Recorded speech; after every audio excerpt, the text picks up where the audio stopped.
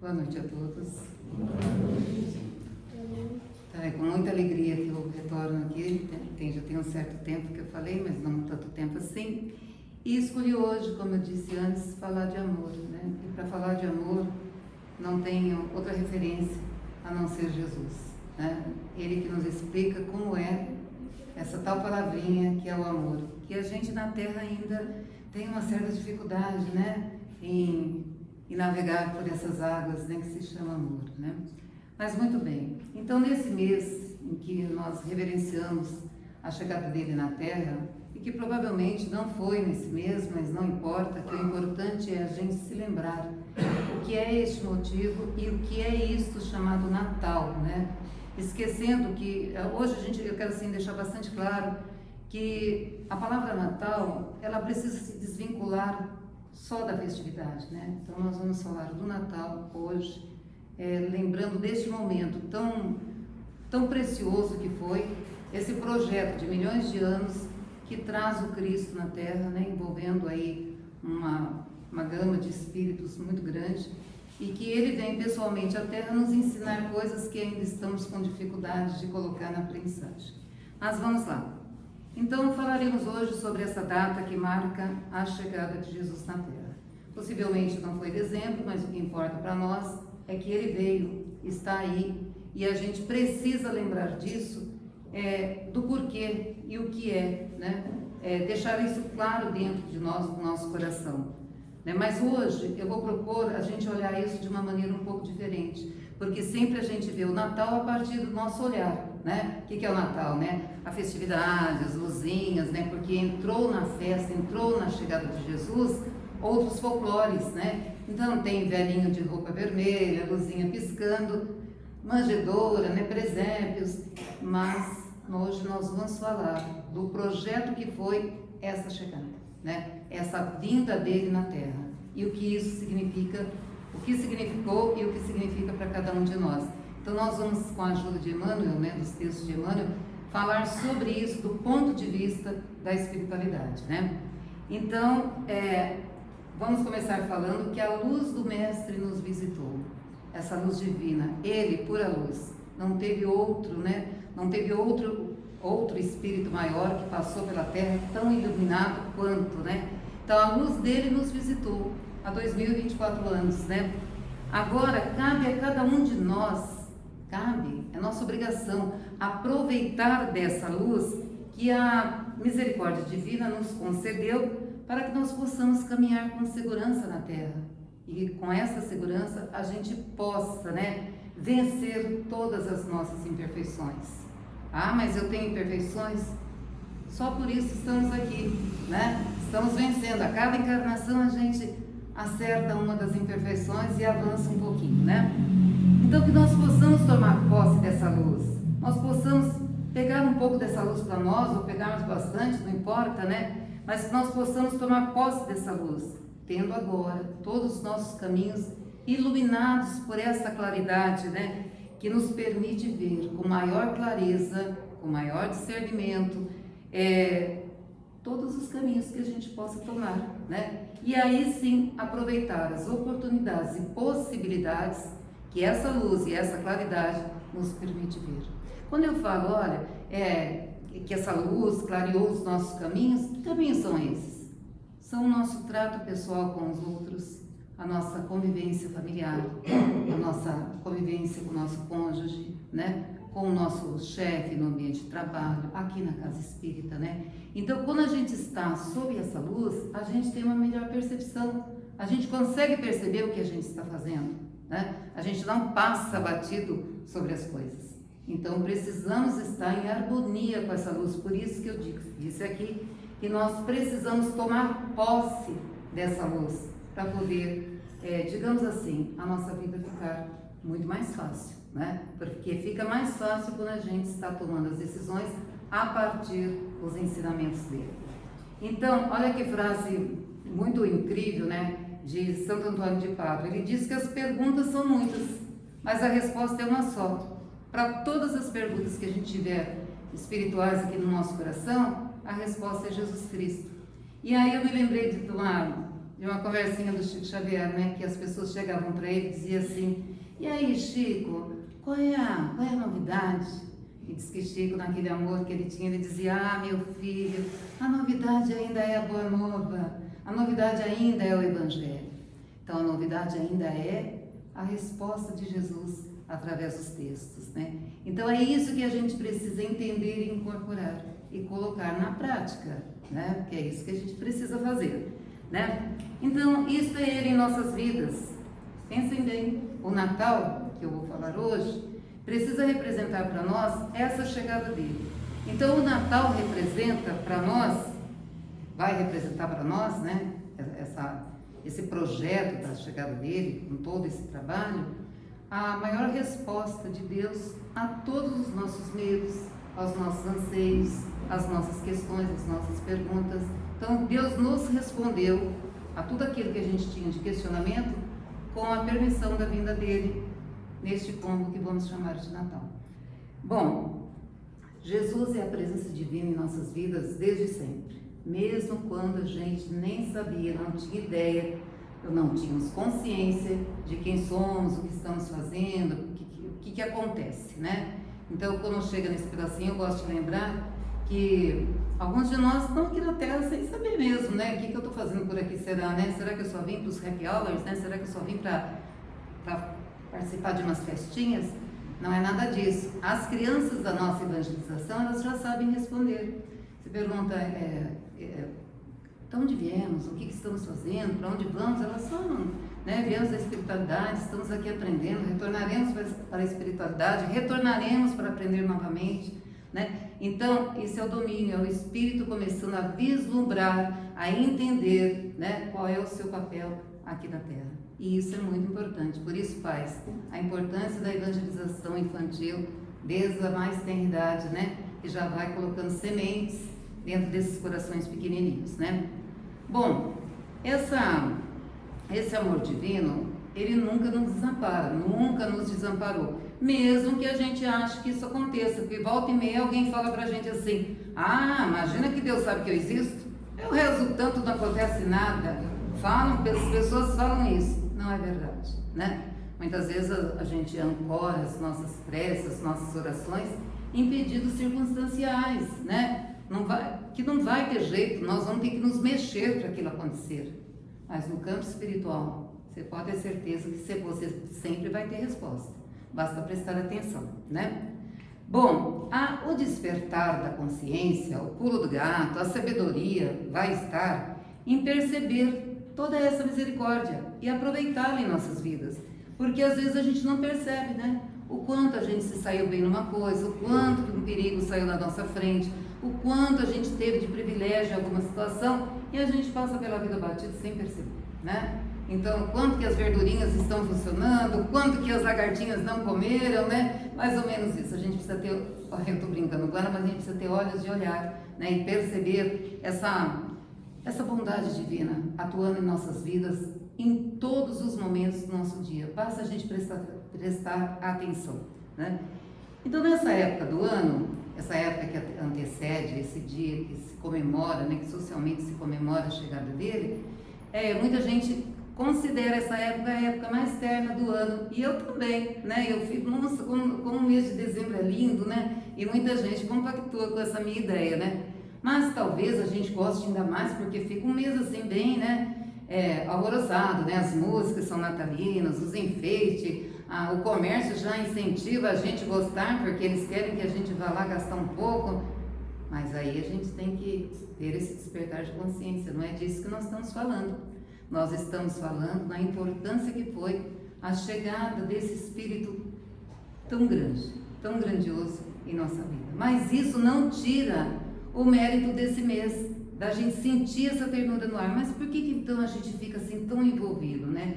E a doutrina espírita explica isso, né? Porque a força do coletivo, todo mundo, né? Nessa força de comunhão dos pensamentos, a sintonia de muitos pensando nessa data, leva-nos a toda hora também a lembrar disso. Olha que interessante, é explicável isso, né?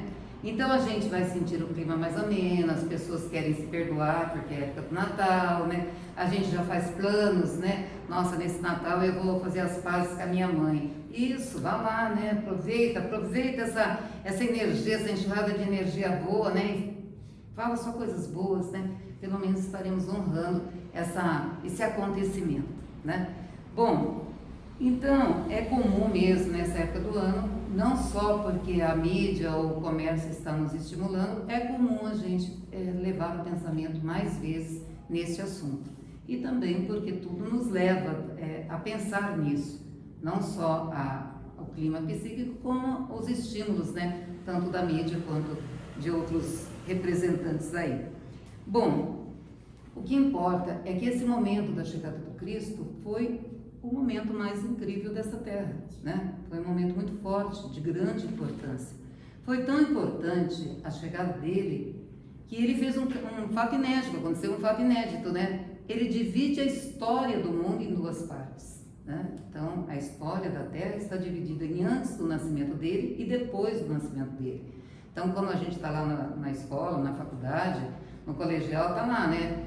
Tal fato que aconteceu 200 anos a ser. Aquele fato aconteceu 200 anos antes do nascimento do Cristo. 300 anos de ser, 300 anos depois de Cristo. Então, ele marca a história da Terra em antes e depois do nascimento dele. Então, isso para mostrar a importância que isso teve. Mesmo que muitos não acreditem, né? Você vai conversar com gente que fala, não, nem existiu, né? Impossível, né?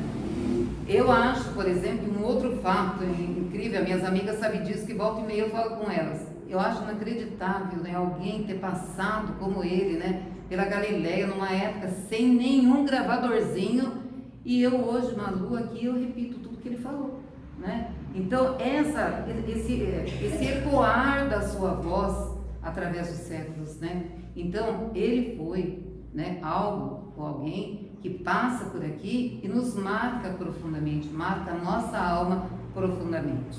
Então, Emmanuel, segundo Emmanuel, os espíritos responsáveis pela vida e evolução em todos os pontos do universo, espírito que tem a incumbência de estabelecer a vida no sistema solar, estiveram aqui na região da Terra por 2 vezes. A primeira, quando foi da formação da Terra, quando ainda era uma nebulosa e estavam ajeitando, e Jesus lá, né, junto, já governador da Terra, arrumando a nossa casinha, porque isso aqui é a nossa casa, né? Olha que casa linda que ele fez pra gente, né? Esse monte de flor, esse monte de pássaros, né? Ele arrumou a nossa casa muito bem arrumada, né?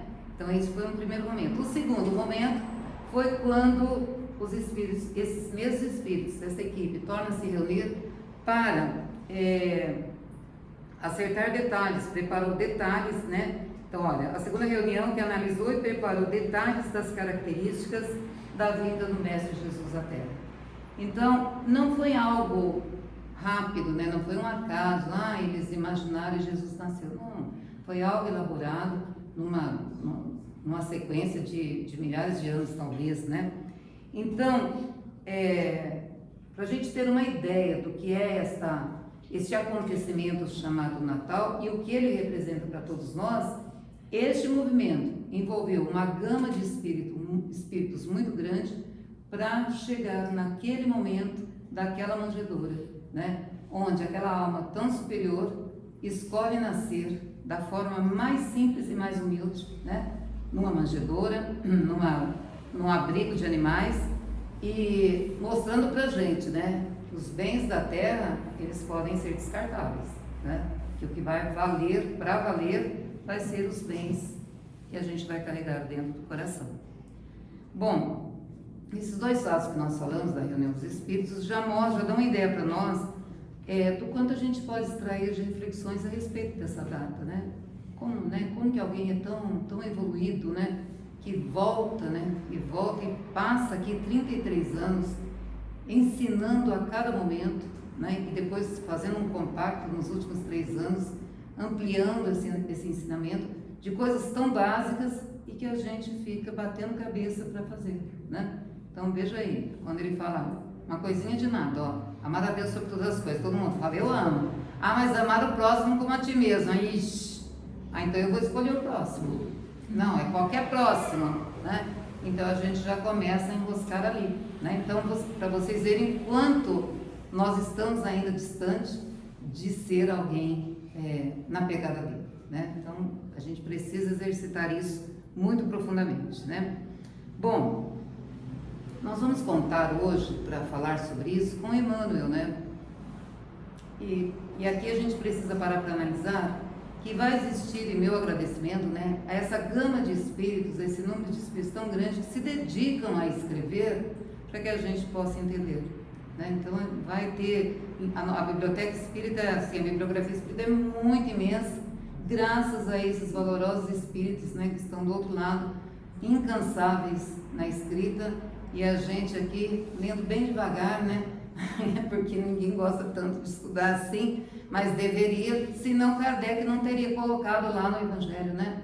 Espírita, nossa, eu pergunto isso toda vez, gente. Espírita, amai-vos, espíritas, instruídos. Então não dá para ser espírita e não estudar. É um combo. A gente tem que se amar e nós temos que estudar, né? Porque senão a gente não vai entender. A gente vai ficar com um apanhado de coisas que a gente ouviu sem entender com profundidade essas mesmas coisas, né? Então nós vamos, né, usar Emmanuel aqui para entender. E eu escolhi aqui um livrinho que chama Antologia Mediúnica, de Chico Xavier e vários espíritos, onde Emmanuel tem um texto que eu indico para vocês lerem. No capítulo 27, ele escreve um texto com o título Meditando o Natal, onde nós vamos tirar as nossas reflexões de hoje. Então ele começa assim: na exaltação do Natal, quer dizer, na festa do Natal, não estamos falando da mesa repleta de comida, não é isso, nem de bebida. Nós estamos falando da festa do coração, né? Na exaltação do Natal do Senhor, acabentemos, vamos colocar força, adubo na nossa fé em Jesus, porque não dá para a gente ter fé um dia e no outro a gente não lembrar dele. A gente precisa ter aquela fé do mesmo jeito que a gente tem, como se visse ele em todos os momentos e acreditando que ele está ali em todos os momentos da nossa vida. E às vezes a gente passa períodos que a gente só lembra dele quando a coisa fica feia do nosso lado, né? Aí depois a coisa fica boa, nossa, faz dias que eu não falo com Jesus, né? Não pode. Nós temos que ter esta parceria íntima com ele, diária, né? De todos os minutos. Então, quando a gente se intitula, né, um espírita cristão, né, a gente vai procurar saber essa história, e a gente vai se inspirar na história dele, a gente vai querer saber detalhes, né? E eu, né, esse mês de dezembro, eu estou lendo o Evangelho de Lucas, na Bíblia Evangélica da minha amiga, que ela me deu uma Bíblia, que ela quer muito me salvar, então ela me deu uma Bíblia para mim ler. Então eu estou lendo o Evangelho de Lucas, que é o Evangelho redivivo, né? Porque Paulo de Tarso pede a Lucas que vá conversar com Maria, que vai entrevistá-la, porque Paulo de Tarso, depois de tudo, ele tinha uma curiosidade muito grande, porque ele não tinha conhecido Jesus pessoalmente. E Maria estava em Éfeso, né? Então Paulo pede a Lucas que vá a Éfeso e faça umas perguntas para Maria, e ele vai e depois escreve o Evangelho. Então eu indico a todos, né, que esse é um bom momento da gente estar lendo esse Evangelho, né? Então Maria escreve, Maria busca nas suas lembranças e fala sobre ele, sobre todos aqueles outros acontecimentos que acabam sendo repetidos nos outros Evangelhos também, né? Então o nosso coração, ele vai se encantar, né? Porque é uma história comovedora. É uma mãe muito jovem, né? Uma mãe que tinha a ideia do que ia acontecer com ela, porque aqueles espíritos que estavam envolvidos nesse acontecimento, eles não foram pegos por acaso, né? Então aparece um anjo, qualquer outra pessoa sairia correndo, ela aguarda, e quando ele diz que ela vai dar a luz ao Filho de Deus, o que ela fala? Seja feita a sua vontade. Que talvez seja a frase que a gente deve usar para muitas ocasiões da nossa vida, né? Seja feita a sua vontade, acreditar piamente em Deus e usar dessa frase, né? Acreditando nela, né? Então, aquela jovem mãe, né, que atravessa não sei quantos quilômetros ela andou, ela estava indo participar de um recenseamento, ela atravessa viajando num burrinho, né?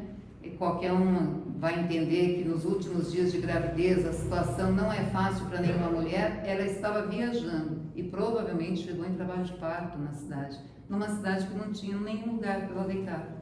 E o único lugar que tinha era um lugar que abrigava animais. Agora, nós não podemos pensar que isso foi um acaso. Como que pôde deixar isso acontecer? Não, gente, era isso que ia acontecer, né? Era assim. A chegada dele tinha que ser marcada pela simplicidade, por elementos que chamariam a nossa atenção. E ele estava sozinho, é que a gente não consegue ver o outro lado, né? Porque devia ser uma festa o outro lado. Esse começo desse projeto dando tão certo, né? E aí vem os pastores, vem os próprios bichinhos, a visita dos reis. Então é uma história que enternece o nosso coração quando a gente pensa em Maria. Mas enternece ainda mais quando a gente pensa em José, que passa pela terra no silêncio de Deus, né? José se cala e deixa Jesus aparecer e falar, né? E ele sabia exatamente quem era Jesus. Então, quando a gente começa a fazer essa avaliação, nós começamos a pensar também o que representa Jesus, o que representou para Jesus e para o grande número de espíritos envolvidos naquele movimento da chegada dele na Terra, que com certeza todos eles aceitaram essa incumbência do próprio Criador. E qual foi essa incumbência? Era de zelar por esse planeta e por todos aqueles que aqui viviam e vivem, né, nessa experiência chamada Natal. Então o Natal representa a chegada dele, né, a pedido do Criador, vindo em missão especial, digamos assim, né, para colocar, né, aqueles ensinamentos agora de forma prática, de forma real. Então Emmanuel nos acrescenta: não nos esqueçamos da fé que Jesus deposita em nós. Porque pensa bem, ele chega no mundo ainda primitivo, né? Mas acreditando piamente em cada um, acreditando com a força de todo o conhecimento dele, de toda a grandeza dele, né? Ele acredita na nossa redenção e continua acreditando no nosso esforço, na nossa melhora, né? Então, e Emmanuel completa: não desceria o Senhor, desceria por quê? A outra vez que eu falei, eu disse isso, que Jesus veio de planos maiores, melhores, maiores, espiritualmente falando, desce à terra. Então não desceria ele à terra, né? Não desceria o Senhor da comunhão com os anjos. Com quem Jesus convivia nesse plano tão elevado? Com espíritos também elevados, que aqui Emmanuel chama de anjo. Então não desceria Jesus da comunhão com os anjos sem a positiva confiança nos homens. Então ele confia em mim, Malu, mas ele confia em cada um aqui, em cada um do planeta. Então ele tem essa positiva confiança, né? Então, a partir dessa observação de Emmanuel, podemos pensar que o Natal é a maior expressão de misericórdia do alto, né, para conosco. Porque Jesus, ao vir, ele nos deixa muito claro cada situação que a gente pode resolver, aceitar e ir adiante, né? Então, o que o Cristo espera de nós, porque ele confia em nós, e o que ele espera de nós não diminui com o tempo, não acaba com o tempo, não estraga com o tempo. O que ele espera de nós não está sujeito nem à desilusão e nem à decepção. Muito diferente de nós, porque às vezes a gente espera alguma coisa dos outros e quando os outros não correspondem, o que a gente faz? A gente fica muito chateado, a gente fica deprimido, a gente chora, né? Fica angustiado. Por quê? Nós colocamos expectativas naquele nosso desejo, né? Mas vamos lá. Por isso, as nossas expectativas em relação ao proceder do outro, então eu tenho expectativas em relação ao proceder do outro. O outro quem é? Meu filho, meu marido, minha esposa, meu amigo do ambiente de trabalho, meu chefe, meu amigo lá do fraternidade. Eu coloco expectativas a respeito do comportamento dele, né? Relativos a algum tipo de mudança. Quantas vezes a gente não vê as pessoas empenhadas em mudar o outro? O outro tem que falar mais baixo, o outro tem que comer com a boca fechada. Isso tem mesmo, hein? o outro tem que ler mais, o outro tem que fazer. Então, coloque-se expectativas a respeito da mudança, né? E na maioria das vezes, quando a gente coloca essas expectativas, isso termina em amargura, porque não dá certo. O que nós temos que lembrar todos os dias da nossa vida, que aquela parceira ou parceiro da nossa casa, aquele nosso filho, é um espírito que ali ele está representando dezenas e centenas, sei lá, encarnações que fizeram dele um ser muito diferente de mim. Então todos nós somos assim. Eu aqui hoje, quando vocês me olham, eu hoje estou Malu, mas eu tenho aí uma gama de encarnações que me fazem ser como eu sou. Tenho esse jeito de falar e de pensar como eu sou, resultado de todas as experiências que eu tive. É por isso que a história de mudar o outro nunca vai dar certo, né? E termina em quê? Em desilusões, né? Em situações ruins, principalmente quando a gente lida com a ingratidão, que é um pensamento que passa na cabeça de todos os pais, né? Ei, mas esse meu filho é ingrato, hein? Caramba, faço tudo por ele e ele não retribui, né? Então, mesmo os pais que estão me olhando sérios, esse é um pensamento recorrente na cabeça da maioria, porque os menininhos nascem diferente da gente, né? A gente tem uma expectativa, eles têm outra, né? Mas tudo bem, né? É assim que acontece, quando a gente cria uma expectativa e não é correspondido, principalmente quando acontece fatos como ingratidão, como incompreensão, como endurecimento. Eu já escutei mães falar, não sei a quem fulano saiu, olha o coração duro que essa pessoa tem. Por quê? Ela estava desejando ter um outro tipo de filho, né? Paciência, não dá, nós somos assim, precisamos ser pessoas boas, mas cada um é de um jeito, né? No bonito texto da primeira carta aos Coríntios, olha o que Paulo de Tarso fala a respeito do amor. O amor, vê se vocês se encaixam, e eu também. O amor tudo espera, o amor tudo suporta, o amor tudo crê. Esse é amor. Se vocês não esperam, não acreditam e não suportam, vocês estão ameaçando amar. Então o amor tem que ser assim, esse combo. Não sei se isso aqui parece uma letra de música, não sei não se não é uma letra de música. Mas é esse amor, então, que nutre a fé que o Cristo tem em nós. Ele nos espera sem cobrar, sem cobrança, né? Ele suporta algumas coisas, não suportar não temos que a gente suporta, mas ele acredita piamente em nós, né? E essa esperança ela tem se mantido firme durante todos os séculos, todos esses séculos, né? E mesmo depois da vinda dele, pessoalmente à Terra, espírito mais evoluído que esteve aqui, né? Mesmo depois da chegada dele, mostrando como é que nós tínhamos que caminhar, trazendo toda a sua luz que abraçava a Terra. Vou contar um fato para vocês. Um dia eu falei aqui pro Mário, né? Nossa, a aura do Chico Xavier, quando ele entra, não sei se ele vai lembrar disso, chega lá na frente do centro, aí ele me olhou assim e falou, e a de Jesus abraça a terra. Você lembra disso? Então, essa aura de Jesus que abraçava a terra, essa luz que iluminava tudo, né?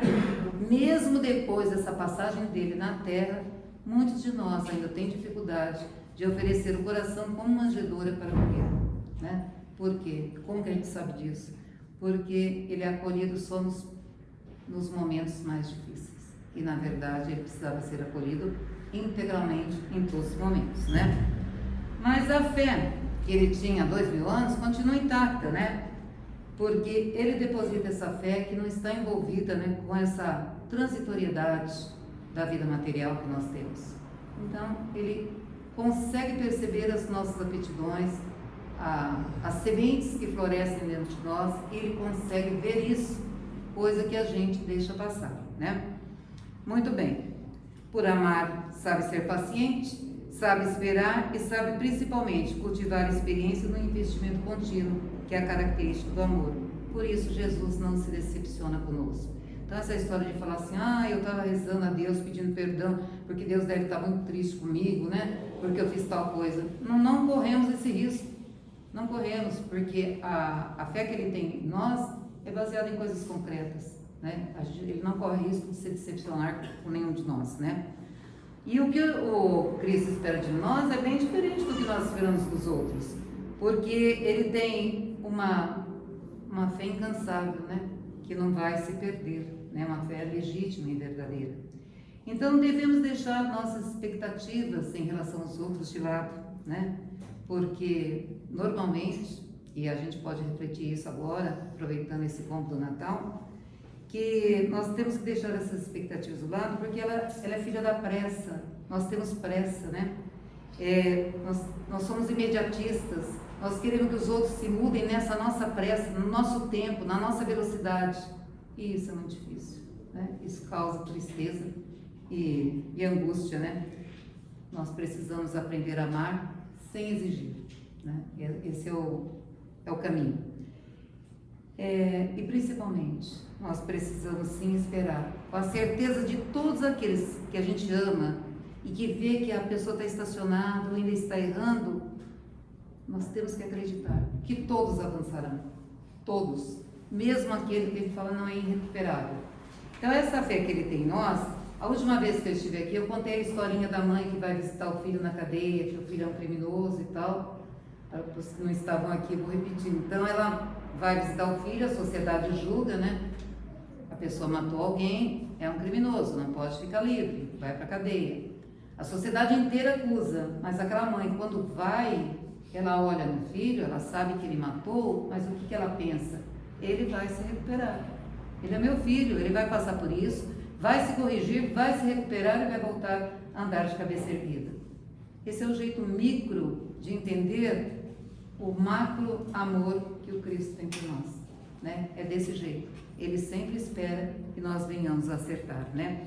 Então é por isso que tudo que ele sente por nós não está sujeito à desilusão e nem à decepção. Então é isso que a gente precisa colocar em prática, né? Para a nossa convivência com o outro ou com os outros, né? Devemos então esquecer de exigir, né? Amar sem exigir, amar acreditando, né? Muito bem, exercitar o renunciar. A gente não gosta de renunciar, né? Então, para muitos, a terra é uma grande festa, né? Olha quanta coisa boa, né? A festa, happy hours, né? Passeios, não sei o que, né? Mas a gente tem que aprender a renunciar. E aí, a história nos deixa claro, né? Que quem quer seguir o Cristo e não deseja exercitar o renunciar, está longe de entender a proposta do Evangelho.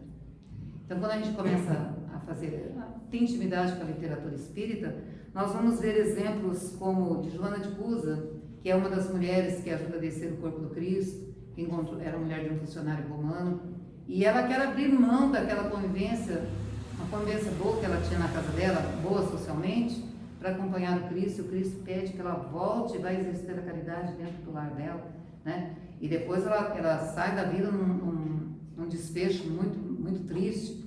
Então ela aprendeu a renunciar, né? Joana de Cusa é hoje Joana de Ângeles, né? É o que Alcione, do livro Renúncia, quem nunca leu, leia esse livro. Alcione desce de planos superiores e vem aqui resgatar a pessoa que ela ama intensamente, que estava empacado ali, né?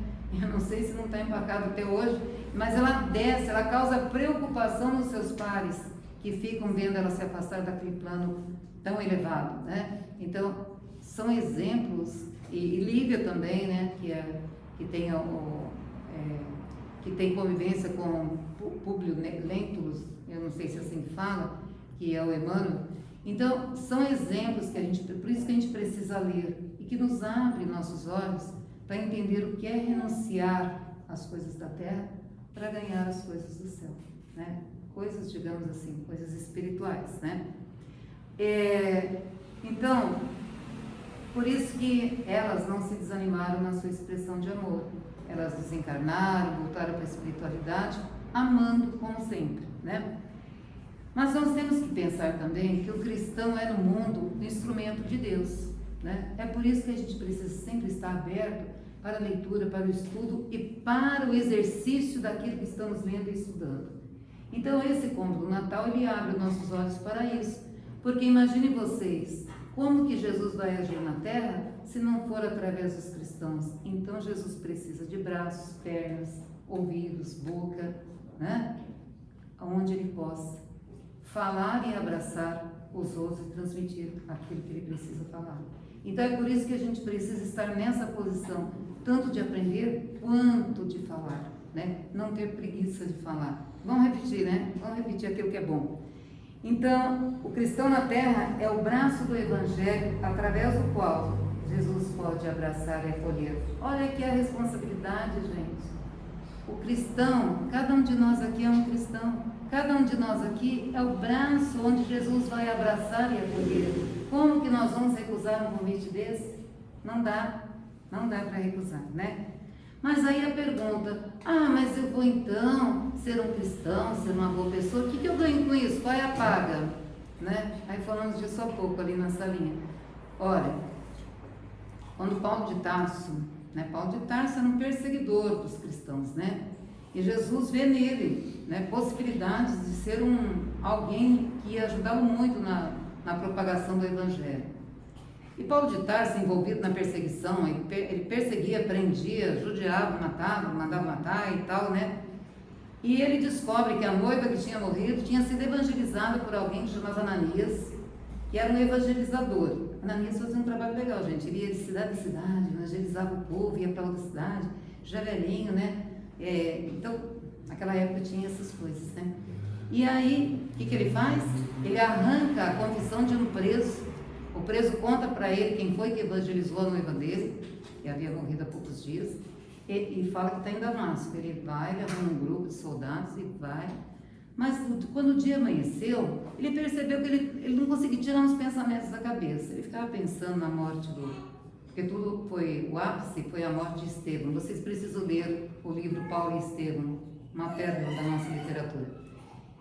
E aí ele começa a pensar, né? Toda hora pensando naquele caso, pensando na noiva. Ele falava, mas nem quero pensar nisso, e o pensamento voltava.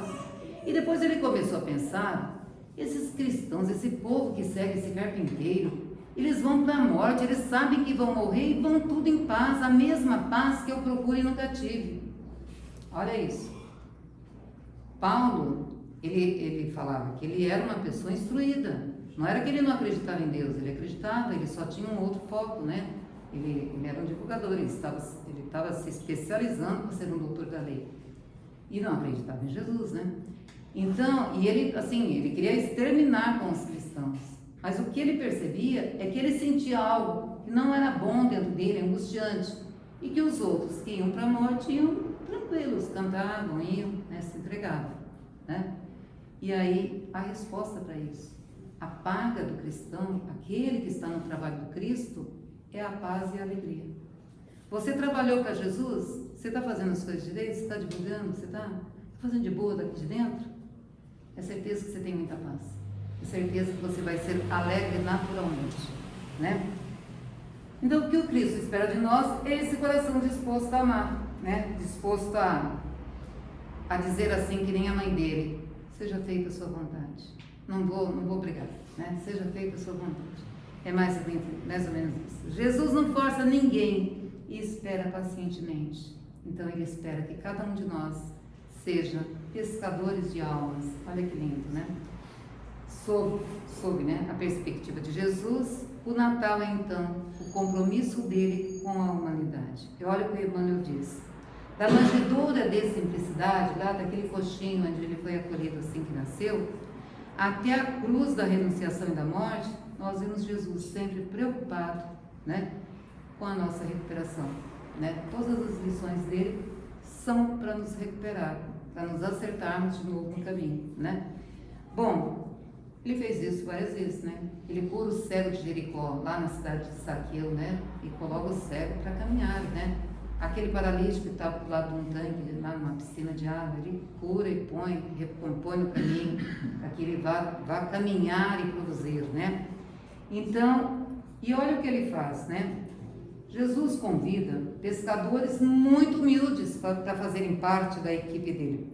Olha, ele não foi buscar nos doutores da lei, ele vinha, olha isso aí, convida pescadores humildes para seu ministério salvador e transforma-os em advogados da redenção humana. Ele não foi buscar os doutores da lei, ele não foi lá no Sinédrio, gente, vamos lá, né? Não, ele busca em pessoas que ninguém acreditaria que daria certo, né? E ele busca 12 homens ali, simples, né? Alguns até iletrados, e esses homens conseguem ser os replicadores dos seus ensinamentos. Mas como que deu certo assim, né? Porque ele conseguia enxergar, né, as possibilidades de cada um, né? Que é o que nós não conseguimos ver no outro. A gente olha só no raso, né? A gente não investe lá para conhecer o coração do outro, né? Olha, Jesus encontra com Madalena. Madalena era atormentada por alguns espíritos, né? Diz lá na Bíblia que eram demônios. Aqui não fala isso. Fala que ela era atormentada pelos adversários do bem. Tudo bem. E Jesus faz o quê? Converte-a em mensageiro do bem. E vocês estão pensando que Jesus conversou 2 dias com Maria Madalena? Nada. Foi uma conversa tranquila, onde Maria Madalena entendeu a mensagem do Cristo e muda a vida dela. Maria Madalena era uma pessoa excluída socialmente, mas ela tinha um certo poder aquisitivo, dado o trabalho dela. E ela também tinha alguma força, né, política, porque ela conhecia muita gente de altas esferas. Mesmo assim, ela larga tudo. Ela larga inclusive o dinheiro dela, a casa, o dinheiro, tudo, né? E vai divulgar a boa nova. Então Jesus a converte em mensageira de luz, né? Aquela que foi escolhida para também ser a mensageira da ressurreição. Para quem que ele aparece quando ele volta? Para Madalena. Ela volta lá para saber dele, não encontra o corpo, né? Ela pergunta para alguém: Senhor, viu onde levaram meu mestre? Vira era ele, né? E por que ele faz isso? Ele podia ter aparecido para Pedro, para Maria, mas não, né? Essa atitude foi justamente para consagrar o poder do Evangelho para modificar vidas. Quantos de nós já não tivemos nossas vidas modificadas pelos textos do Evangelho? Certeza absoluta, né? A gente ouve, bota em prática e olha, não é que muda, não é que dá certo, né? Zaqueu era aquele cobrador de impostos, né? Zaqueu, olha, ele era odiado pela cidade porque ele trabalhava para o inimigo. Além dele cobrar imposto, ele ainda pegava, eu acho que ele ainda, né? Como cobrador de imposto, ele extrapolava. Então, graças a isso, Zaqueu não tinha amigos, não tinha ninguém, né? E o sonho do Zaqueu era ter um grupo de amigos, ter gente para conversar, mas não tinha. Ele recebia ameaças de morte e tal. Mas ele não era ruim, ele era bom, ele tinha, assim, planos, né? Ele ajudava os funcionários, comprava terra e punha o povo para trabalhar nas terras. Assim, ele era bom. E ele tinha curiosidade em conhecer Jesus. Convida Jesus para um jantar. Nossa, os apóstolos ficaram muito bravos com Jesus. Onde já se viu? Olha, a gente não costuma falar que é mais fácil passar um camelo no fundo da agulha do que um rico. Como que nós vamos ficar nessa casa desse rico, né? E Jesus não se abalou. Conversou com Zaqueu, ouviu Zaqueu todo orgulhoso. Colocou uma mesa enorme de comida, os empregados cantavam no fundo da casa, trouxe os filhos para Jesus conhecer. Foi uma festa, uma festa.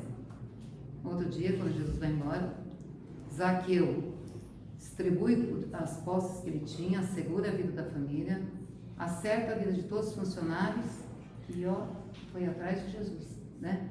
Zaqueu era um dos que estavam lá no pé da cruz, na hora da crucificação, chorando sem saber o que tinha acontecido.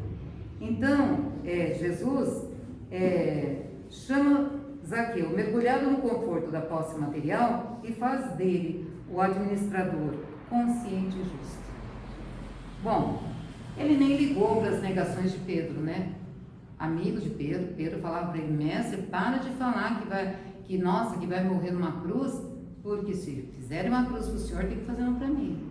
Dali poucas horas, alguém pergunta: conhece aquele homem? Pedro: eu não. Conhece? De jeito nenhum, 3 vezes. Jesus ficou: ai, olha o que o Pedro fez comigo. Imagine, Jesus, o espírito evoluído, ele não ia parar com esse tipo de coisa, ele não se agasta com isso, pelo contrário, né? Ele faz de Pedro aquele, né, que ficaria à frente do colégio apostólico, né? E defende essa causa até a morte, né? Pedro morre velhinho, de cabecinha branca, né? Morre também crucificado, diz a história que com a cruz invertida, não sei. Bom, ele não se preocupa com Tomé, né? Não se agasta com Tomé, que Tomé é aquele que queria saber se tudo era verdade. Ele não se preocupa com isso. E não se ofende com os golpes de Saulo, depois Paulo de Tarso, maior perseguidor, né? Ele vem Saulo, né? aquela pessoa que podia divulgar o evangelho dele e busca, né?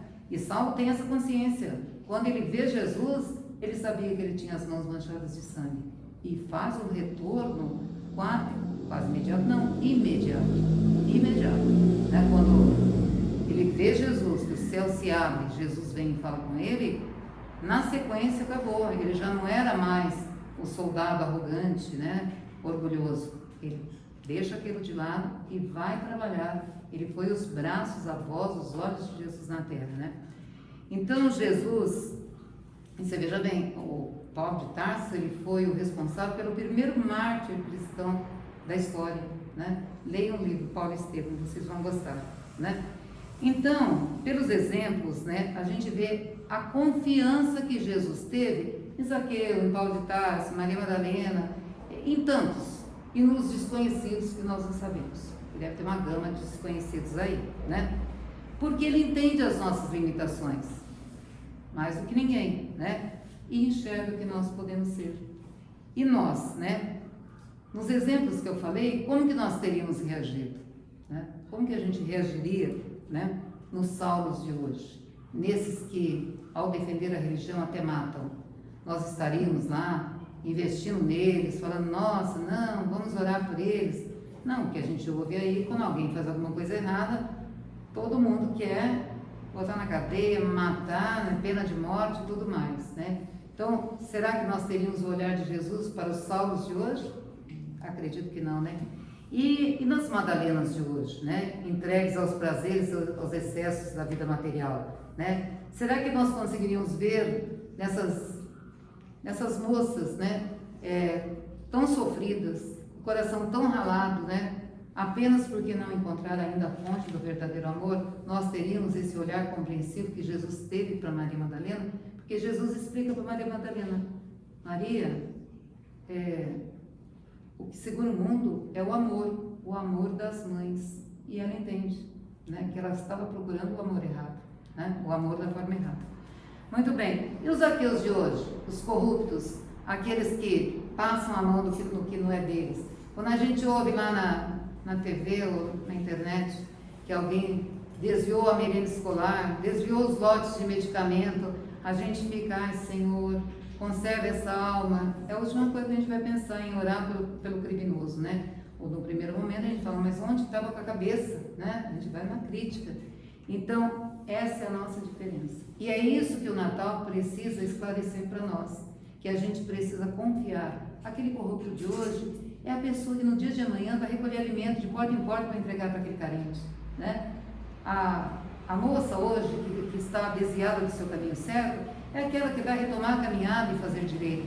Então, nós precisamos ter a confiança de Jesus no outro, e é isso que o Natal nos traz como ensinamento. Então, Emmanuel nos diz, a fé e o otimismo do Cristo começaram lá naquela pequena estrebaria, né? E continuam até hoje, né? Nos amparando no dia a dia. Então, ele não solta a nossa mão, mesmo que a gente ache isso. E o Natal, então, fechando agora com todas as explicações e terminando, o Natal é um convite para nós acreditarmos no ser humano. Então, que o Natal seja 25 de dezembro, mais 10 de novembro, 27 de setembro, 5 de agosto, para a gente sempre se lembrar disso. Eu preciso confiar no outro. Por que eu desconfio tanto? Deixa eu confiar. Eu preciso confiar, né? Então, olha, e Emmanuel fecha o seguinte, nos júbilos do Natal, quer dizer, na festa do Natal, não estou falando de mesa e bebida, de comida, estou falando na festa espiritual do nosso coração. Recordemos da confiança do nosso mestre. Ele confia em mim, maluco, olha isso. Quando eu penso isso, eu fico muito preocupada de ser melhor, porque ele está confiando em mim, né? E em cada um de vocês. E afeiçoemo-nos à sua obra de amor. Gostemos disso, gostemos de saber que a gente quer ser do bem, quer trabalhar no bem, né? Tomando como marco de partida da nossa própria existência. Então, agora, conscientes do que é o Natal, que o Natal representa, então, esse acreditar no outro, nessa mudança, nessa confiança no outro, eu desejo a cada um de vocês um Feliz Natal.